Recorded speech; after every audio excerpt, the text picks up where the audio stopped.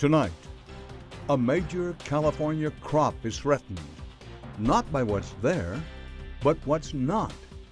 It's a real buzzkill because the bees are dying. Yeah, I think it's a total natural disaster. This whole thing is going to implode. It honestly is going to implode. No one can pinpoint the cause, but some who've spent their lives in the business think they know exactly what it is. I've worked bees with my father from 6 years old on, and I don't need a researcher to tell me there is or isn't a problem. There is a problem going on with the bees right now, and it's chemical related. Also, eradicating polio. Doctors in the slums of Pakistan fight against filth, disease, and the CIA. So over the last few months, we've seen thousands of individual parents take the decision not to get their kids vaccinated because they think it's part of a CIA plot. We'll bring you the news tonight on Dan Rather Reports.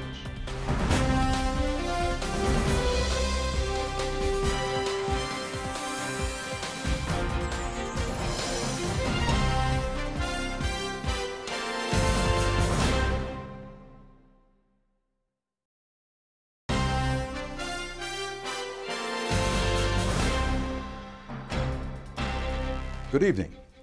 Tonight we begin with fear of an agricultural disaster, and it could happen soon because of bees, or the lack of them. We've reported extensively on this broadcast about the mysterious disappearance of honeybees. Scientists have been unable to pinpoint the exact cause, but the little insect that's responsible for pollinating 1/3 of everything we eat is dying quickly. And some of the biggest commercial beekeepers are now saying the unthinkable. Their industry may be on the brink of extinction, with some unable to rebuild after 50 to 90% losses this year. The latest alarm comes from the fields of California, where it's a new spring, but it's anything but normal.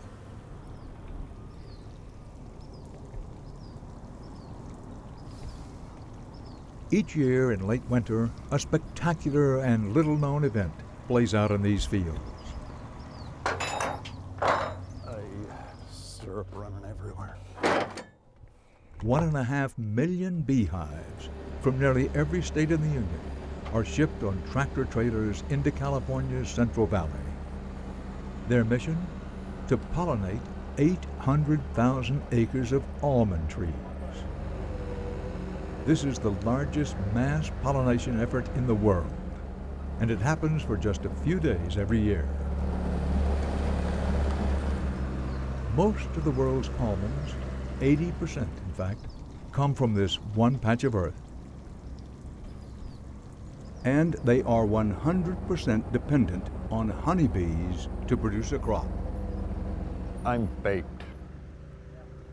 We've been going like this for weeks.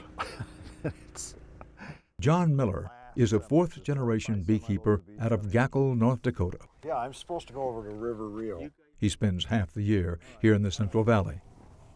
His family has managed honeybees since 1894. This is the last semi. There's 25 semi-loads of bees come in.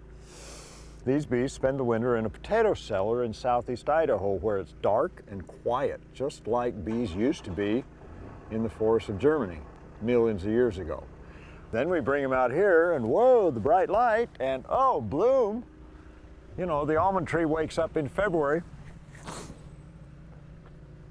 We disperse them, you know, as per instructions with our customer, and then hope the bees do their work. You know, this is a great time of year. This is the best job on earth. You know, you wouldn't even have to pay me and I'd do this. I'll recount them and give you the numbers. Okay. Miller is moving roughly 11,000 hives this year, renting his bees to growers on a tour that starts first in the almond orchards and then moves to cherries, apricots, and finally, for his outfit, apples in Washington state. It is not a profession for the faint of heart, working around millions of armed insects. This is a smoker. This calms the bees. Yeah, it's burlap. This came from Starbucks. These guys are orienting because they just got here, and they're like, whoa. The bees are ready to go. but the almond trees are not. Particularly cold mornings like this bring a risk of frost and have pushed the almond bloom now 2 weeks later than usual. So the choppers get to work fanning the cool air away from the treetops while the bees wait. But the late bloom is not what has Miller worried. See this stack, see these pallets over here in the distance? These are lids, these are tops that go on beehives. All those lids came off hives that are dead. We came down, we worked those bees, and they were dead. The camera can't see it, but that's hundreds of beehives. And there are piles like that on this 400-mile-long bee yard called the Great Central Valley. It's this miracle of agriculture. And there are dead hives from the north to the south and everywhere in between. And I'm just a tiny little piece of it. There's hundreds of guys just like me. Guys like Jeff Anderson. What can you say? Anderson has been in the bee business for 37 years. 400 pallets there. Should have hives of bees on them. Like just about every beekeeper we talk to, Anderson's outfit is 4 generations, going on 5. He and his wife Christine, along with their 4 grown children, one with a family of his own, split the year between their primary residence in Minnesota and their migratory home here in Oakdale. You see that truck? Looking at a truck that my dad and my grandpa, probably in 1962, driving from California to Minnesota, but there's bees just dripping off the sides of the truck. It was very typical when I was growing up. We never see anything like this. I wish we did. It would mean we have healthy bees. The Andersons bring their hives out to California in the fall, after a full summer of foraging and honey production in the fields of Minnesota. In general, beekeepers leave their healthy hives alone over the winter as the colonies go into a more dormant state. At that time, lifting a lid would be a disruption. So it's not until closer to almond season, when the temperature starts to rise, that Anderson was able to find out the kind of state his hives were in. Frankly, I'd go up and work bees for half a day and we'd quit, because you literally get sick working at, bees that look that bad. But you have to get through it. I mean, I've got contracts to fill, and I will not take junk hives into my growers. The Andersons lost 70% of their hives this year. I've got over 2 semi-loads of dead-out equipment. The suspected culprits run the gamut from pesticides to mites to drought. Everyone has an opinion. Is it something from last fall, last summer, or the last almond bloom? The fact is, honeybee populations have been suffering for decades, and it is happening to the best of them. Anderson is on the National Honeybee Advisory Board. It's beautiful. And Miller is the president of the California State Beekeepers Association. Bees got here with the Pilgrims, about 400 years ago, and things went really well for about 370 years. The past 30 years have been just tumultuous. Probably 40% of the national herd is dying or is dead. If 40% of all the chickens in America died, you'd have politicians tub thumping up and down the Capitol and it'd be a national crisis. Bees, food comes from the store. Where in the hell do they think food comes from? Here's a guy who lost his entire outfit. Those are 100% dead. Dead. Reports of bee shortages threatening the almond crop have been in the news before. And yet, the last couple of years saw California's largest yields to date, each 2 billion pounds. So what's different about this year? Beekeepers tell us the unthinkable is happening. For the first time ever, growers can't find bees.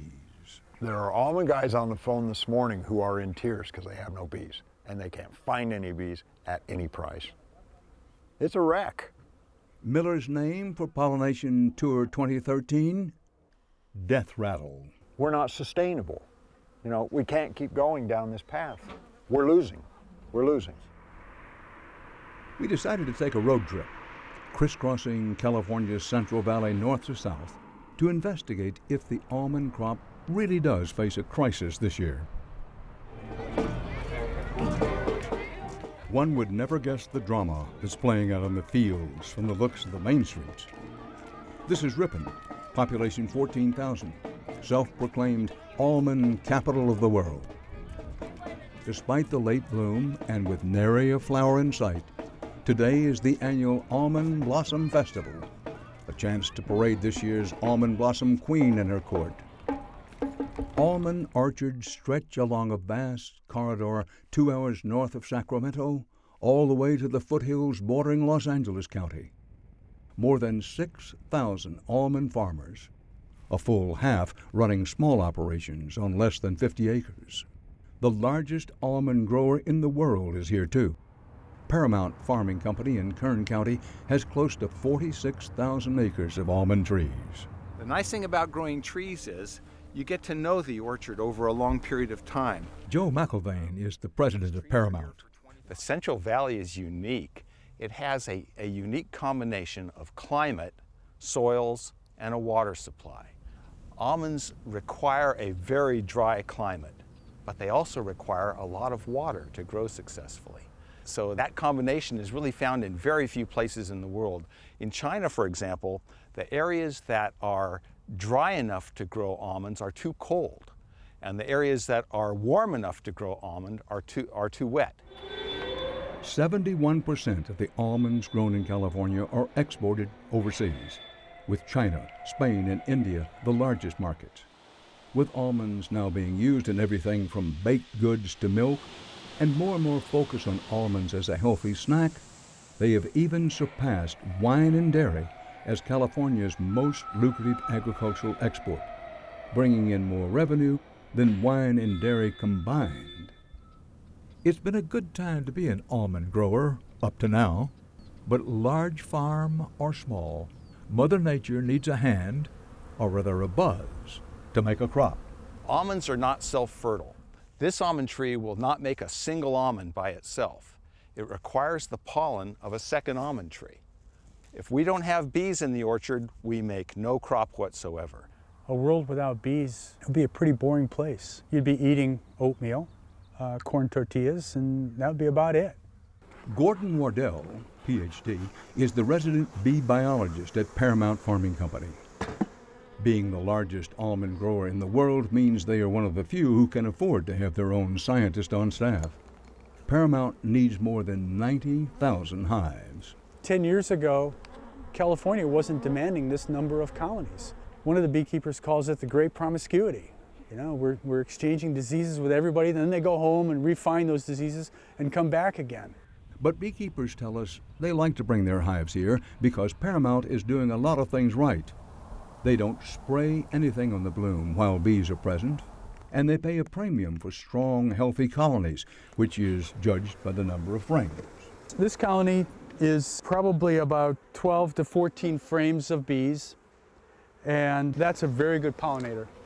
We ask the beekeepers to bring us colonies that are around 8 with a 5-frame minimum. We don't want anything less than 5. If the weather is marginal, they're not doing as well. Paramount acknowledges to being impacted by the shortage in that they're having to make do with fewer hives per acre. But they're telling us they're not too worried. Fingers crossed for good weather, they say they should be able to spread out what they do have.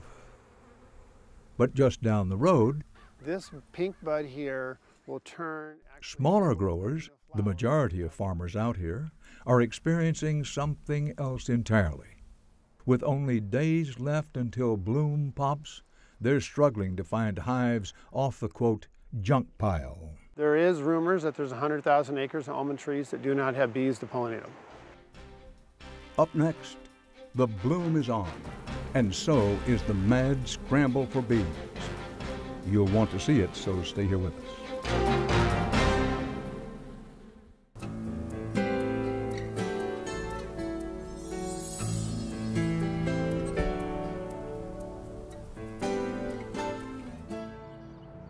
We are in Bee Central.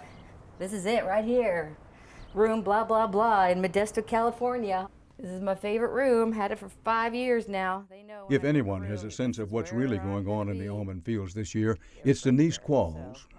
She's got a job description you've likely never heard before. Bee broker. For 2 to 3 months of the year, Qualls leaves her San Francisco Bay Area home and her husband to live out of a hotel room about an hour and a half east in Modesto. You could be out of there by 3. And She runs the Pollination Connection, finding hives for her vast number of mostly smaller almond growers. She's trying to place upwards of 40,000 hives this year.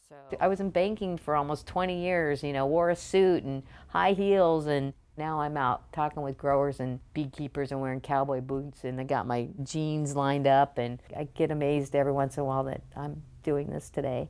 Qualls' brother is a commercial beekeeper, but she says it's her networking skills and sheer passion for what she sees in the fields that helped her triple her business since she started 7 years ago. I find this working with beekeepers just fascinating for me. They look at their bees as part of their family. The cattleman does not look at the heifer as part of his family. You know, the horseman doesn't do that. Certainly the chicken guy doesn't do that. The morning we meet with Qualls, she tries and fails once again to fit in a workout at the fitness center. Small job, but I ended up having to use like 3 different beekeepers to get it covered. The phone won't stop ringing. This season is unlike any she has ever seen. And I had one beekeeper that he's worked for me for almost 10 years, and he just wasn't returning my calls. I went out and found another 3,000 hives after this guy didn't make it. Yes. I think it's a total natural disaster. Somewhere, this whole thing is going to implode. It honestly is going to implode. After a shower and breakfast, it's back to work. It's a tough year for everybody. It's normal for Qualls to be on call around the clock, but this year she finds herself driving 300 miles a day, calming worried growers and searching the country for every last bee she can scare up. There were days that I felt like, man, I don't know how I'm going to make this. I don't know. I don't remember what I was talking about. Like, what are we going to do? Pull bees out of our ass? Where are we going to find them? You know, you can't go to the store and buy them. I've learned more about bees in the last 60 days than I've known in my whole lifetime. Keystone. Ray Veldhuis started growing almonds as a hobby when he purchased 20 acres back in 1987. Today, he runs an 1,100-acre orchard and dairy farm in Merced County on a ranch passed down from his grandfather. He says he's never seen anything like this year. Panic is still going on. Last night, one of my employees who lives in an orchard about 20 miles from here said there was 16 hives stolen out of the orchard around his house last night. Some people haven't realized till the last week that there's a problem with bee pollination. The beekeeper Veldhuis has worked with for the last 7 years called him the first week of January with the bad news. Their bee colonies had collapsed and they were going to lose at least 50%. I didn't sleep the first night. You think you've solved your problem, in 48 hours you get another phone call. They say, sorry, we don't have them. We lost our bees, and we're not going to be able to meet our contracts. And then 24 hours later, you find another beekeeper who has 500 hives, and then 48 hours, he calls you back and says, I don't have hives. And then 2 days later, you find more hives, and then that guy says, well, I don't have hives. But you know, it's devastating because your whole year, your whole income for the next 12 months could be affected by this problem. Veldhuis got lucky.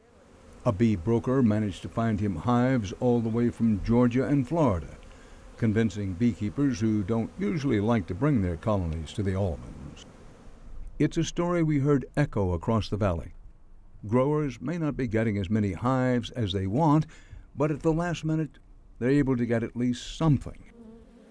The health of those colonies and whether they can do the job is another matter entirely. It's Thursday night in Fresno at the region's legendary pie chain. The Central Valley Beekeepers Association holds their most important meeting of the year. Okay, good evening. Before I start talking about pesticides, I'd like to talk about bee thefts. Oh yeah, Gordy, you lost some at Paramount? We had 150 stolen on the east side.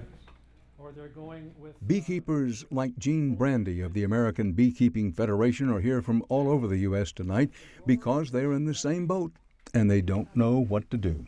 So what have you heard about the hive dwindling issue? You know, we've just seen so many of them that look great in December, and then over the Christmas, they just kind of dwindle down to you know, 6 frames, 4 frames, 3 frames when they were 12, 10 frames. I've seen that. I've seen it too. Yeah. There's nothing definitive on what's causing it. That's true. That's true. I mean, if you look at nutrition, mites, diseases, and pesticides, I think it's in that group. I think it's in that group. Okay, that narrows it right down there. Clearly, it's no laughing matter. There's talk of the drought in the Midwest last summer that left bees dependent on sugar supplements, as well as pesticides and fungicides used on the almond bloom itself. But many are equally, if not more, concerned with the long-term consequences of pesticides they see year-round. The more recent class of systemic pesticides called neonicotinoids, which we reported on in 2011. They are now used on most of America's major crops, especially corn. The amount of treated seed going into the ground is growing more and more every year. I don't know that I'm getting any damage from the planting of it, but it definitely comes up in some quantity in the pollen. One of the more immediate targets, however, is the varroa mite, which John Miller, the beekeeper we met earlier, was unfortunate enough to find in one of the hives he opened for us. This bee right here has a little red dot on her back. That's a varroa mite right there. That is Satan incarnate. That is the central challenge of beekeeping globally. You can imagine how hard it is to kill a bug on a bug. It's the hardest thing I've ever tried to do. Some think that if the industry can get the mites under control, that should go a long way towards solving the problem. My hats are off to everyone in here who's still alive. Inevitably, the focus of the meeting turns back to the crisis at hand, simply how to get through this season. Well, the challenge now is I'm having guys call me about bees for cherries, and I'm like, oh yeah, no. And do that. No, I mean, we're short for the end. Yeah. Denise Qualls drove the 2 hours from Modesto to join the meeting, riding on the relief of seeing her last 2 truckloads of bees arrive earlier today. I mean, I felt like the cavalry had just arrived and we were going to be saved. I felt like I was at the Alamo or something. There's one big question that remains unanswered. Now we'll be going out and looking at the bees that are actually in the orchards, some that have been there for a few weeks because bloom is so late, just to see what the quality is, see if they're actually still alive, which may or may, I mean, the possibility of them not being alive is very high. It's the next day, and we joined Denise Qualls on the road. If the bloom was earlier, would have been an agricultural disaster because those bees would have never gotten here in time. Today begins the next critical phase of almond season, hive inspection. Growers are writing beekeepers checks for hundreds of thousands to millions of dollars, banking most of their income on what will happen in these few days. And many still have little idea if there are bees under those lids. And as we now know, there is reason to worry. Wow. See what we got here. So almond growers hire inspectors like Qualls to find out if they have healthy hives. This is Qualls' second hat. She only inspects orchards she did not provide bees for this year. Let's see what he had the year before. She's checking on close to 48,000 hives. Her first stop is the first grower to hire her 8 years ago, Earl Perez of Crow's Landing. The bark, you see the bark there? And below that is a rootstock. Perez is quick to show a visitor how an almond tree is actually only almond above the ground. It's often peach tree below. Farmers graft almond trees to peach trees to make the trees more resilient and the nuts taste better. Perez told us the bee shortage didn't affect his farm and that he's confident this year will be like years past. We're not too worried because we had pretty good luck, you know, up to now, you know. God knows what the future will bring. We pick one corner per pallet and we pick the same one, go all the way around so that we're consistent. The inspector's job is to count the number of frames per hive that are considered healthy, about 2/3 full of bees. Growers generally need about an 8-frame average out of a possible 16 to 20 for pollination. 5 frames is the minimum. Oh, that doesn't look good. Nothing here. There's nothing in that one. No. No, empty. It's a 1. 1? It's a 1. Maybe 1 there and definitely 1 here. Yeah. And I think he's being really generous. Hive after hive that Qualls randomly chooses for inspection come up 4 frame, 2 frame, Yeah, empty. that's sad. When all is said and done, Earl Perez ends up with only a 4.1 frame average. It will be weeks before he knows for sure, but in most years, that is not enough to pollinate a crop. Full bloom blankets the valley over the course of the next 2 weeks, and the pattern is repeated far too often, on inspection after inspection. But there is also this sight, one that deeply concerns beekeepers. Acre upon acre of newly planted almond trees. If I was an almond grower, my response would be I would be planting walnuts, knowing what I know, where the bee industry is headed. Lyle Johnston is the largest supplier of bees in the country. He says the almond industry has put the cart before the horse and that there's little chance they can pollinate all these new almond trees coming online. He's heard short-term projections that almond growers will need 150,000 more hives in the next 2 years alone. Just in my group, they're talking a 15,000 hive increase. That's a 25% increase in my operation. And I would have no idea where we're going to come up with 15,000 more hives. You know, I believe we'll be lucky if we don't drop 15,000 hives next year off of our orders. Great looking hive there. Until recently, Johnston placed most of the blame for unhealthy bees on poor beekeeping. But this year changed him. He's now convinced there is something more fundamental at play: pesticides. I've been around bees all my life. I've worked bees with my father from 6 years old on, so you just learn bees, and I don't need a researcher to tell me there is or isn't a problem. There is a problem going on with the bees right now, and it's chemical related. The guys that were damaged the most were guys that chased the sunflower crop this year to make a honey crop in North Dakota. Those bees lost 60–70%. They were gone. Johnston summers his own bees away from agriculture. He puts them in the mountains of Colorado, and he lost very few hives this year. He feels that the ball is now clearly in the Environmental Protection Agency's court, and that their response will be critical. I think what happens over the next 2 months will determine the future of beekeeping. Just what is the government's response to bee losses this year? That part of our story is straight ahead.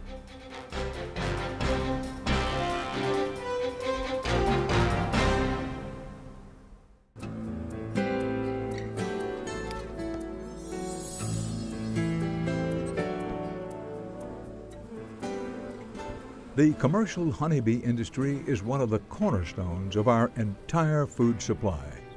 It's valued at $350 billion to agriculture worldwide. Well, I think this should last until... And it happens to be the food that tastes good, just about every fruit and vegetable imaginable. If trends in honeybee declines continue, will we see skyrocketing food prices and fewer apples, blueberries, and pumpkins on store shelves? In the last 7 years alone, estimates put the cash lost to beekeepers from hive deaths at over $1 billion. Bees should be boiling out. Just how worried are government regulators? This March, the EPA sent its highest-ranking official yet to California's Central Valley for a tour with beekeepers and almond growers. Jim Jones oversees the Office of Chemical Safety and Pollution Prevention.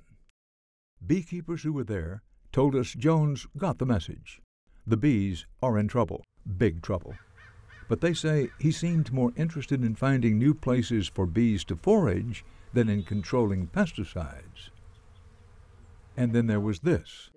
In early March, beekeepers descended on the Environmental Protection Agency's Office of Pesticide Programs headquarters for what was being billed as Pollinator Summit 2013.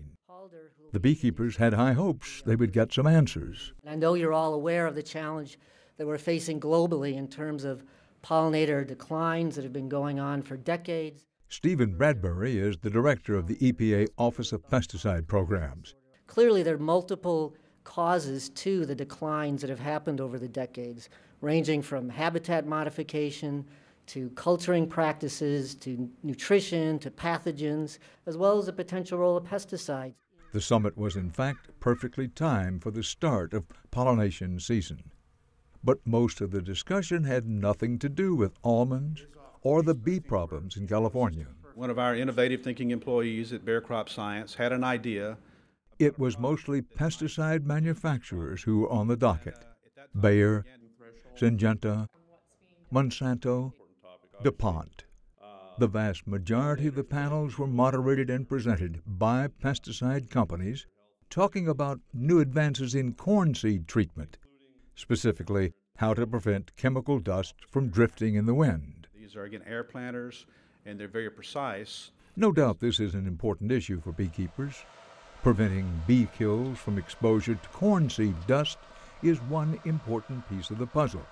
But when it came to addressing specific concerns regarding honeybees, the panelists had few answers. Could you please elaborate on any specific actions and tests you're currently conducting to assess potential impacts on pollinators and honeybees?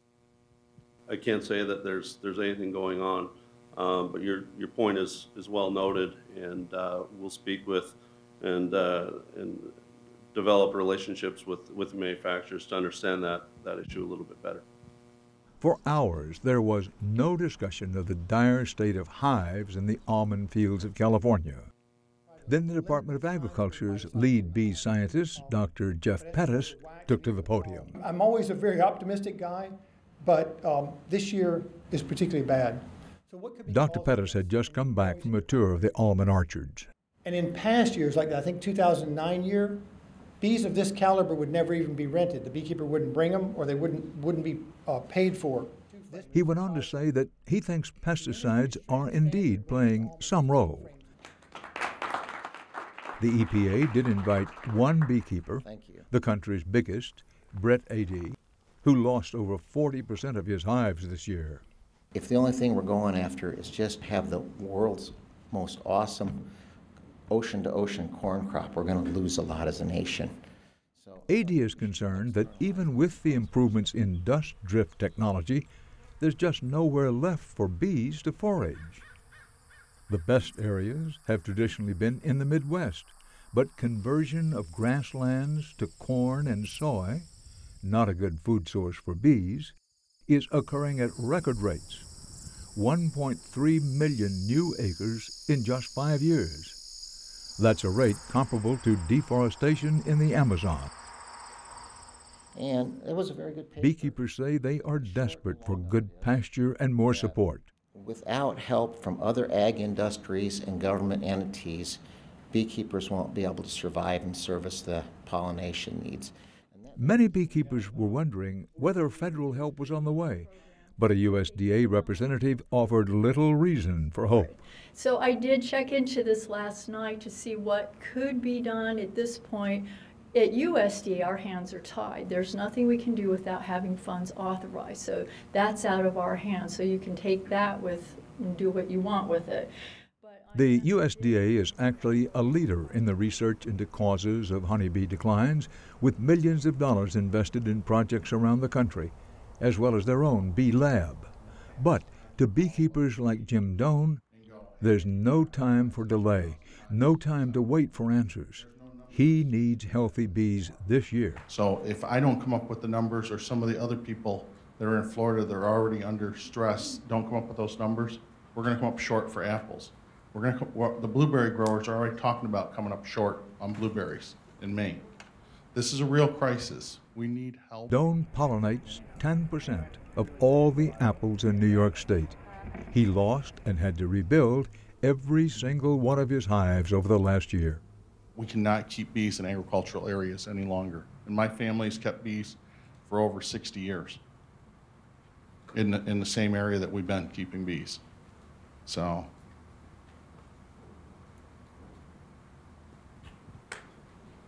In the last few weeks, Doan and 3 other beekeepers joined a lawsuit brought by the Center for Food Safety against the EPA for what it says is the EPA's, quote, failure to protect pollinators from dangerous pesticides. Should we be looking at actually... Everybody acknowledges that this is a complicated topic. I like to argue that it's not rocket science. It's much more difficult than that. Bradbury of the EPA's Office of Pesticides says they are taking this complicated matter very seriously. The point was today we're focusing on one set of issues. By no means is this all that we're working on. We're working on the full gamut, from acute to chronic effects to the interplay of pesticides with other stressors such as nutrients, habitat loss. All those kinds of factors are being addressed. Back in California's almond orchards, pollination season is over, and the final verdict is in. Beekeepers say the almond industry dodged a bullet. Unseasonably good weather meant that even weak hives, ones they ended up paying more for than strong ones, were sufficient. And beekeeper Lyle Johnston thinks this may leave people with their head in the sand, under the false impression that there were plenty of bees this year. I'm convinced the bee industry is doomed. I don't give it much over 2 to 3 years unless something has changed through the EPA to monitor these chemicals that are coming off the market and the effects they're having on the bee industry. I think beekeeping in the United States is going to become a thing of the past.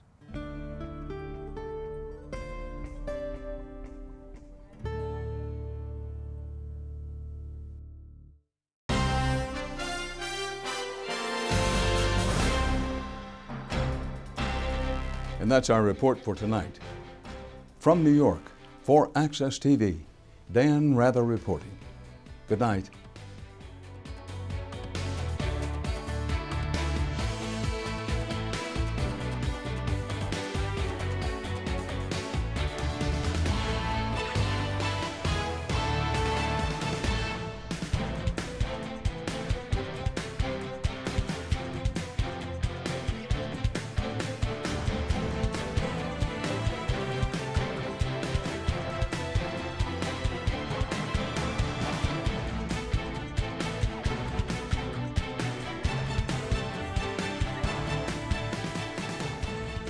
If you would like to add your name to an email list for information on upcoming programs, or if you would just like to send a question or comment, please email us at viewer@access.tv.